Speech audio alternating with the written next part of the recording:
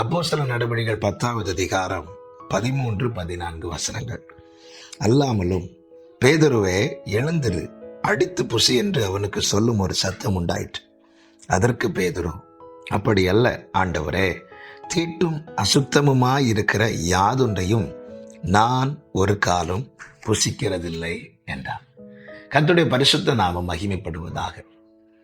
அப்போஸ்தலனாகிய பேதுரு ஒரு விசை மிகவும் பசியா இருந்தான். அப்பொழுது அவன் தங்கியிருந்த வீட்டிலே ஆகாரம் ஆயத்தமாக்கி கொண்டிருக்கும் போது அவனுக்கு கர்த்தர் ஒரு தரிசனத்தை கொடுக்கிறார். அந்த தரிசனம் என்னவென்றால், வானம் திறந்திருக்கிறதும் ஒரு துப்பட்டி மேலிருந்து கீழே இறங்கி வருகிறதும் அதிலே சகலவிதமான ஜீவன்கள், ஓரும் பிராணிகள், ஆகாயத்து பறவைகள் இருக்கிறது. இப்பொழுது ஆண்டவர் சொல்லுகிறார், பேதுருவே,